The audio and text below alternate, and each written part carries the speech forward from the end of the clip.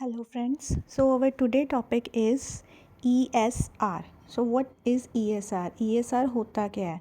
ESR एक test है जिसकी फुल फॉर्म है erythrocyte sedimentation rate. Erythrocyte sedimentation rate. So ये टेस्ट हम करते क्यों हैं? Erythrocyte sedimentation rate ESR test जो है वो क्यों किया जाता है? सो इसके कुछ कंडीशंस होती हैं जिस वजह से हम ये टेस्ट करते हैं। So what is ESR?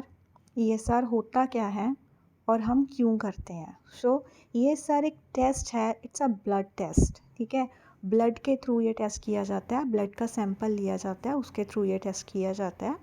इससे हम पता लगाते हैं हमारी बॉडी में इन्फ्लामेशन कितनी है। सो ESR detect the inflammation in our body, so inflammation हमारी बॉडी में क्यों होती है? It's a response. इन्फ्लामेशन हमारी बॉडी का एक रिस्पॉन्स है। रिस्पॉन्स कब होगा? इन्फ्लामेशन क्यों होगी? सर्टेन कंडीशंस होती हैं जब इन्फ्लामेशन होगी। किस टाइप की कंडीशंस हो सकती हैं जिनमें बॉडी रिस्पॉन्स कर रही है इन्फ्लामेशन? लाइक इन्फेक्शन हो गया, इंजरीज होगी एंड सो ऑन। ठीक है, इस तरह की कंडीशंस जिसमें हमारी बॉडी रिस्पॉन्स करेगी और इन्फ्लामेशन हमें हो जाएगी। तो ये रीजंस होते हैं जिसमें बॉडी में इन्फ्लामेशन आती है और वही हमें पता लगाना होता है ESR में। सो द नेक्स्ट थिंग कि ESR जो है वो परफॉर्म किस तरह से किया जाता है। So how we can perform the ESR। ठीक है, अब ESR करने के लिए क्या प्रिपरेशन चाहिए? पेशेंट को हमें क्या एजुकेट करना है, क्या बोलना है। कई बार पेशेंट बहुत एनक्शियस होते हैं, उन्हें पता नहीं होता कि इस टेस्ट करने के लिए हमें क्या करना चाहिए। तो यूजली क्या होता है, हम इट्स अ ब्लड टेस्ट, तो सैंपल लेंगे, सैंपल को हम लैब इन्वेस्टिगेशन के लिए लैब वैल्यूज़ में भेज देंगे, लैब टेस्ट के लिए लेबोरेटरी में भेजेंगे। लेबोरेटरी में जो डॉक्टर होता है या टेस्ट करने वाले जो होते हैं, वो एक उनके पास थिन सी लॉन्ग ट्यूब होती है जिसमें RBCs को वो डालते हैं, हमारा ब्लड्स को डालते हैं। RBCs यूजली लाइट वेट होते हैं और उनको सेटल डाउन होने में या उनको सिंक करने में बहुत टाइम लगता है, क्योंकि वो हल्के होंगे तो उनको नीचे बैठने में बहुत टाइम लगता है। जितनी चीज़ हल्की होती है वो उतनी देर तक तैरती रहती है पानी में, उसी तरह से हमारे प्लाज्मा में ये भी तैरते रहते हैं। और हमने क्या नोट करना होता है? टाइम। हमने टाइम नोटिस करना होता है कि कितने टाइम में हमारे जो RBCs हैं वो नीचे सेटल डाउन हो रहे हैं। तो टाइम ही जो है मेनली ESR में हमने देखना होता है। सो ये इसमें क्या होगा, जितनी लेट RBC डिप करेंगे, सिंक होंगे, उतना ज़्यादा ESR होगा। जितनी फास्ट RBC सिंक करेंगे उतना कम ESR होगा। ठीक है, सो लेट होने का या फास्ट होने का क्या मतलब होता है? RBC लेट हो रहे हैं क्योंकि वो हल्के हैं, पर वो बहुत तेज़ी से डाउन किस कंडीशन में आएंगे? अगर RBC हैवी होंगे, जितनी चीज़ भारी होती है उतनी जल्दी डूबती है। लाइट वेट थे तो ज़्यादा टाइम लग रहा था, हल्के भारी हो जाएंगे तो जल्दी डूब जाएंगे, ESR ज़्यादा मिलेगा। भारी क्यों होते हैं, हैवियर क्यों होते हैं? When we have inflammation in our body. ठीक है, जब हमारी बॉडी में इन्फ्लामेशन होएगी तब RBCs जो हैं वो इन्फ्लामेशन की वजह से क्लॉट्स बनने शुरू हो जाएंगे RBCs के।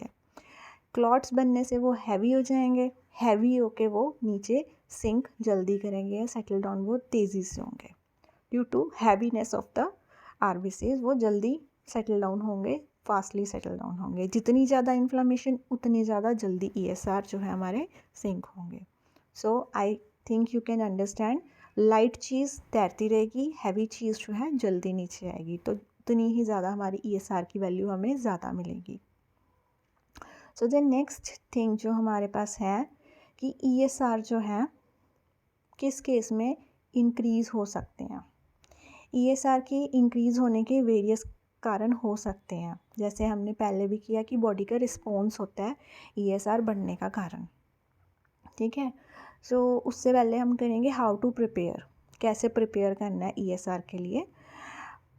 यूजली कुछ टेस्ट होते हैं जिनमें NPO रिक्वायर्ड होता है, कुछ आफ्टर मील कर सकते हैं। ESR के लिए क्या है, नॉट सिग्निफिकेंट, मींस हम इस टेस्ट को खाना खाने के बाद भी पेशेंट के परफॉर्म कर सकते हैं, बट समटाइम फिजिशियन जो है NPO रिकमेंड करता है, तो इट्स अप टू फिजिशियन अगर उसने NPO प्रिस्क्राइब करा है।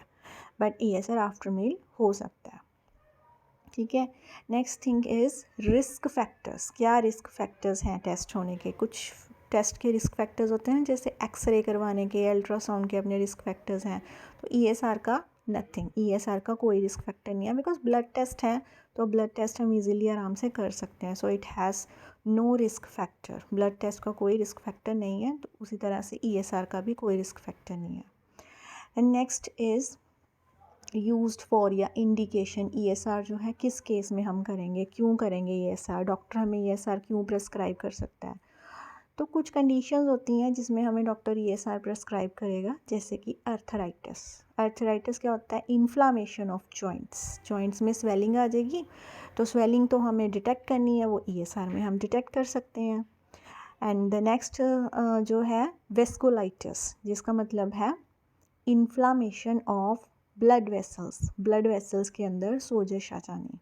ठीक है, ब्लड वेसल्स में सोजश कई तरह के, कई वजह से आ सकते हैं, लाइक इन्फेक्शन या इम्यूनिटी की वजह से। नेक्स्ट है इन्फेक्शन। इन्फेक्शन में इन्फ्लामेशन होगी। Then injury. इंजरी में तो इन्फ्लामेशन एज यूजुअल होनी ही है, बिकॉज जब भी इंजरी होती है तो हीलिंग का एक प्रोसेस है कि सबसे पहले इन्फ्लामेशन ही होगी, उसके बाद हीलिंग स्टार्ट होगी। तो it's a process in healing.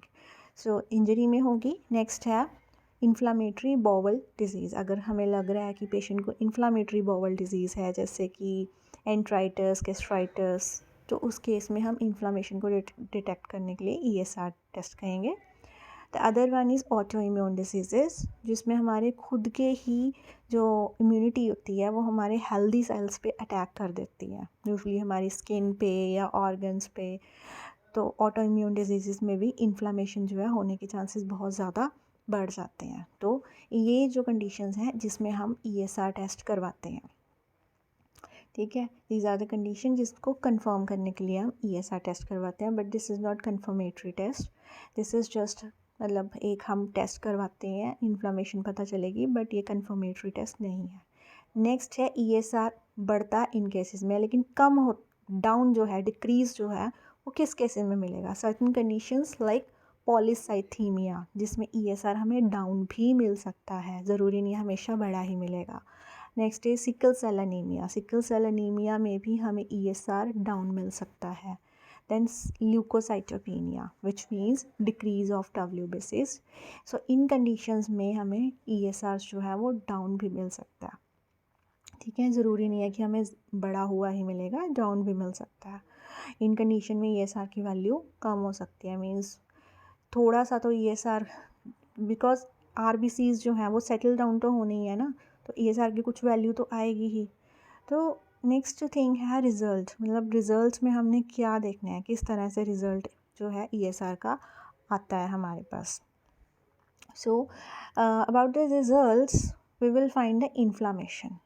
ठीक है, but it never ever confirm the diagnose. Inflammation हमें पता चलेगी बॉडी में, पर कभी भी हम इसके बेस में डिज़ीज़ को कंफर्म नहीं कर सकते। ये कन्फर्मेटरी टेस्ट नहीं है, it is not a confirmatory test, it is just एक आइडिया लगाने के लिए टेस्ट किया जाता है to know the inflammation level of the body, but can not confirm the diagnose. क्यों नहीं कर सकते? क्योंकि कुछ कंडीशंस ऐसी होती हैं जिसमें ESR वैल्यू बड़ी मिल सकती है, जैसे कि प्रेगनेंसी में ESR हमें बड़ा मिल सकता है। मेंस्ट्रुअल साइकिल, क्योंकि उस टाइम पे वूंड होता है, तो वूंड में भी इन्फ्लामेशन होगी, तो मेंस्ट्रुअल साइकिल में बड़ा मिल सकता है। एजिंग, एक एज के बाद हमें ESR, हमारी बॉडी में स्वेलिंग ज़्यादा आनी शुरू हो जाती है। ओबेसिटी में हमारी बॉडी में इन्फ्लामेशन ज़्यादा होने लगती है। जो लोग अल्कोहल कंजम्पशन करते हैं उनकी बॉडी में इन्फ्लामेशन ज़्यादा होती है, तो इन केसेस में भी इन्फ्लामेशन ज़्यादा हो सकती है। इसलिए ये कन्फर्मेटरी टेस्ट नहीं है। Diagnose we can not confirm, just we can get an idea about the inflammation in our body.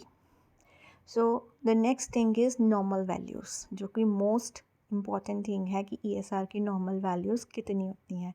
ESR की जो नॉर्मल वैल्यू है वो वेरी करती है डिफरेंट कंडीशंस में, लाइक एज, क्या हमारी एज कितनी है, ठीक है, हमारा जेंडर मेल है या फीमेल है या चिल्ड्रन है, इन पे वेरी करती हैं। सो अगर तो मेल 50 ईयर से कम है, अंडर 50 है, तो उसकी ESR की नॉर्मल वैल्यू लेस देन 15 होगी। ठीक है, और इसकी यूनिट्स क्या होती हैं, mm per hour, mm per hour. And in case of females, अगर फीमेल लेस देन 50 है तो उसकी जो नॉर्मल वैल्यू है ESR की लेस देन 20 होनी चाहिए, less than 20। And in case of male अगर प्लस 50 है, अबव 50, तो नॉर्मल वैल्यू थोड़ी सी इंक्रीज़ हो जाएगी क्योंकि एजिंग में बढ़ जाती है, तो मोर देन लेस देन 20 हो जाएगी। एंड फीमेल्स अगर प्लस हो चुकी है 50 तो लेस देन 30। सो इन चिल्ड्रंस, बच्चों में कितने होता है ESR, लेस देन 13 mmHg, 13 से कम होना चाहिए, लेस देन 13 mmHg। सो मेल्स में 50 प्लस, अंडर 50 में 15 से कम होना चाहिए, फीमेल्स में अंडर 50 में 20 से कम, मेल्स में अबव 50 में 20 और फीमेल्स में 30 तक, और चिल्ड्रन में less than 13। These are the normal values of ESR. Please repeat this video to understand and to remember this. This is very important test.